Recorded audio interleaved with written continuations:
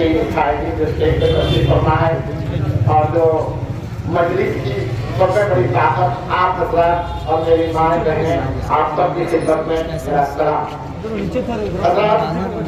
इंतखाबात का मौसम है और इंतखाबात का मकसद क्या है, मंशा क्या है, वो आपको जानना बहुत जरूरी है।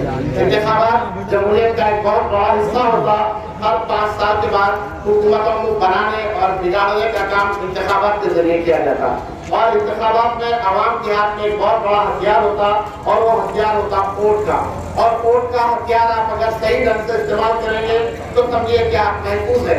और अगर वोट का इस्तेमाल आप अगर किसी नादानी का शिकार हो जाएंगे तो समझिए कि आपके आने वाले 5 साल जो है अंधेरे में चले जाएंगे। तो ये जो वोट का इस्तेमाल करने की बारी है, वोट का इस्तेमाल किसके लिए किया जाए और क्यों किया जाए, आज ये हमारा समझना बहुत जरूरी है। और हमारी नई नस्लों से खास तौर पर मैं गुजारिश करूंगा, आज से पहले जो हमारे बुजुर्गों में और हमारे नौजवानों में बहुत बड़ा जोश होता था इंतखाबात का, पर कुछ अरसे से हम महसूस कर रहे हैं कि हमारी नई नस्लें जो है इंतखाबात में दिलचस्पी नहीं लेती और ये समझती कि इंतखाबात हमारी जिंदगी से इसका कोई ताल्लुक नहीं है। इंतखाबात का ताल्लुक आपकी जिंदगी से डायरेक्ट है। आपका मुस्तकबिल पूरा इंतखाबात पे रहता कि आने वाले 5 साल किस ढंग की हुकूमत होगी और वो किस तरह की पॉलिसीज अपनाएंगी और उसके क्या नतीजे आपको बरामद होंगे। तो तेलंगाना और आंध्र प्रदेश में जो क़यादत है, मजलिस इत्तेहादुल मुस्लिमीन की जो क़यादत है, वो क़यादत के तुफ़ैल में हमको क्या क्या सहूलतें मैसर आ रहे हैं, हम किस रुआब के साथ इस रियासत में चल फिर रहे हैं, उसका थोड़ा सा अंदाजा मैं आपको देके अपनी बात को आगे बढ़ाऊं। क्योंकि हमारे मुबीन साहब मुंतज़िर है तो जो छोटी छोटी जो है कामयाबियां जो हमारी जिंदगी का अहम हिस्सा है उसका जिक्र करके मैं अपनी गुफ्तगू को खत्म करूंगा। सबसे पहले मैं आपको ये बताऊंगा कि यहाँ पे चाहे PDP हो, चाहे कांग्रेस हो, चाहे BRS हो, कोई हुकूमत उस वक्त तक नहीं बन सकती जब तक कि आपके वोटों के सहारे चुने जाने वाली जमात मजलिस इत्तेहादुल मुस्लिमीन का सहारा ना हो। जब तक मजलिस इत्तेहादुल मुस्लिमीन का सहारा नहीं हो सकता, इस रियासत में कोई हुकूमत तश्कील नहीं हो सकती। जब इस रियासत में कोई हुकूमत आपके वोटों के बगैर बन ही नहीं सकती, तो अब मेरी और आपकी जिम्मेदारी है कि मैं और आप वोट का सोच समझ के दे, ताकि ऐसी हुकूमत बने जो हमारे तेजिस पे रहे और हमारी बात माने और हमारे इशारों पे जो है चल सके। और ये काम मेरी क़यादत बैरिस्टर असदुद्दीन अवैसी और अकबरुद्दीन अवैसी साहब अपने MLAs के साथ और अपने कॉर्पोरेटर्स के साथ बड़ी जान पिशानी के साथ कर रहे हैं। हुकूमतों का जो है गला पकड़ के जो है हमारे को जो है सहूलत पहुंचाने की कोशिश कर रहे हैं। सबसे बड़ी सहूलत जो आपको और मेरे को आज मैसर आ रही है वो आ रही है 4% रिजर्वेशन। ये 4% रिजर्वेशन आपको और मेरे को किस तरह मिला? जब YS राजशेखर रेड्डी को हुकूमत बनाना था तो YS राजशेखर रेड्डी जो है सालार के पास पहुंचे और बोले सालार में हुकूमत उस वक्त तक नहीं बना सकता जब तक कि आपकी सपोर्ट ना हो। तो सालार जो है बहुत सारी दौलत और बहुत सारी मिनिस्ट्री देने की बात कही गई तो सालार बोले मेरे को मिनिस्ट्री की कोई जरूरत नहीं है, अल्लाह की दी हुई दौलत मेरे पास बहुत है, बस मैं तुम्हारे से एक ख्वाहिश करूंगा, तुम जो है मेरी कौम को 10% का रिजर्वेशन दे दो। YS राजशेखर रेड्डी वादा किया और उसको लागू करना चाहता था, मैं कुछ टेक्निकल इश्यूज आए और 4.5% रिजर्वेशन मिला। 4.5% रिजर्वेशन का नतीजा क्या हुआ?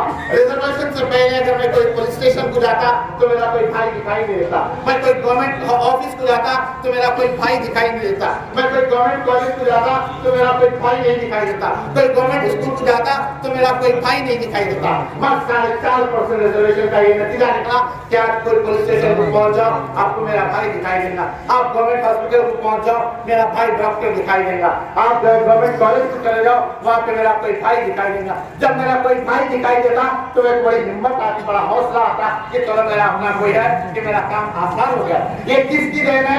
ये जो है मजलिस इत्तेहादुल मुस्लिमीन के फैसले की देन है। अगर आप दीगर रियासतों में झांक के देखेंगे तो ऐसी बहुत कम रियासतों में मिलेंगी जहाँ पे जो है आपको रिजर्वेशन हासिल है और वो मजहब की बुनियाद पे रिजर्वेशन हासिल है और खास तौर पे जो है कमजोर तबकात की लेवल पे जो रिजर्वेशन हासिल है उसका रास्त फायदा आपको मेरे को पहुंच रहा है। और जब TRS की हुकूमत बनने की बारी आई, TRS के इत्तेलाई जिना थे और हरीश राव को तोड़ के बीजेपी हुकूमत बनाना चाहती थी तो KCR असदुद्दीन अवैसी की दहलीज पे पहुंचे और वह बैरिस्टर साहब बस आप मेरी हुकूमत बचा सकते वरना मेरी हुकूमत जो बहुत खतरे में है। तो असदुद्दीन अवैसी साहब ने कहा कि एक काम करो, जैसा तुम जिगर जो है और छोटी कमाई के लोगों को जो तालीम का इंतजाम करें, मॉडल स्कूल के जरिए तालीम का इंतजाम करें, वैसा तालीम का इंतजाम जो है तुम मेरे मुसलमान बच्चों के हाथ से करो। तो तेलंगाना स्कूल के एग्जाम है, और वो रेसिडेंशियल स्कूल की जान का फायदा ये हुआ कि जो बच्चे अपने घरों में 2 वक्त खाना नहीं खा सकते थे, वो बच्चे आज रेसिडेंशियल स्कूलों में खाना खा सकते हैं और तालीम हासिल करके बड़े बड़े ऊंचे मुकामों पे पहुंच गए। और आखिरी बात करके मैं अपनी बात खत्म करूंगा। और फिर जब दूसरा दौर आया केसीआर साहब का, तो वो जो है फिर हमारे पास पहुंचे तो असदुद्दीन अवैसी साहब बोले कि जो तुम्हारे कौम के जो बच्चे बाहर पढ़ने को जा रहे हैं उनके लिए जो तुम स्कॉलरशिप की फैसिलिटी दे रहे हैं, वैसी फैसिलिटी मेरे बच्चों को दो।